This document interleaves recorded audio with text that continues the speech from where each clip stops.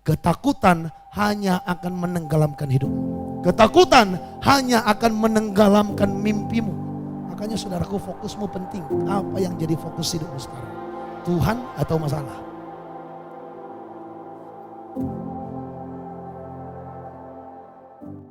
Apa yang harus kita lakukan supaya kita menjadi Kristen yang mengalahkan badai? Yang keempat adalah jangan hidup menurut perasaan. Kita kembali ke dalam Matius 14 tadi.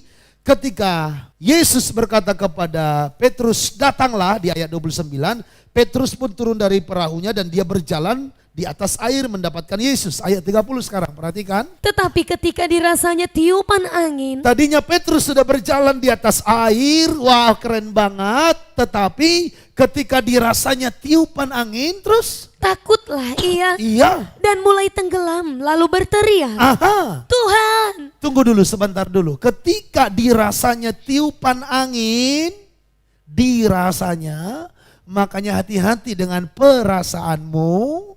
Karena perasaanmu bisa menggoncangkan imanmu. Petrus sudah sedang berjalan di atas air, tapi gara-gara perasaannya terkena dengan angin, dia merasa wah ada angin. Mulai dia takut. Hati-hati perasaanmu yang akhirnya membuat engkau takut dan menjadi tenggelam. Ketakutan hanya akan menenggelamkan hidupmu. Ketakutan hanya akan menenggelamkan mimpimu. Ketakutan hanya akan menenggelamkan masa depanmu. Maka tergantung fokusmu hari ini. Mau tetap fokus dengan Yesus yang berkata datanglah. Atau saudara mau fokus sambil datang tapi lihat kiri kanan. Tuhan gimana? Maka tadinya mujizat sedang terjadi pun berubah menjadi malapetaka. Makanya saudaraku, fokusmu penting. Apa yang jadi fokus hidupmu sekarang? Tuhan atau masalah?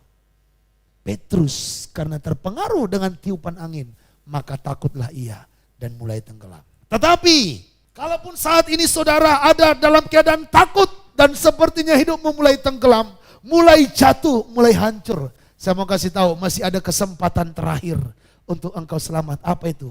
Berteriak kepada Tuhan. Berteriak.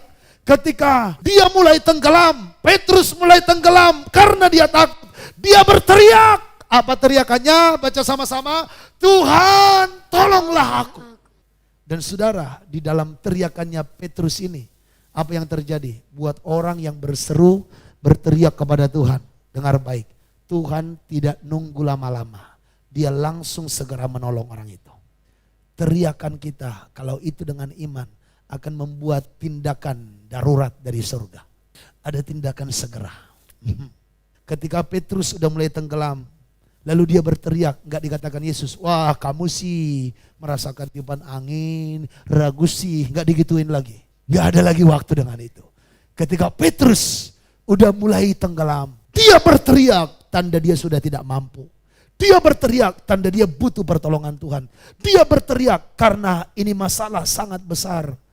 Bukan Yesus menunda waktu, dia segera mengelurkan tangannya, memegang dia dan berkata, hai kamu orang yang kurang percaya, mengapa engkau bimbang? Kalaupun engkau saat ini dalam keadaan takut dan bimbang, engkau masih bisa terselamatkan kalau kamu masih berseru kepada Tuhan.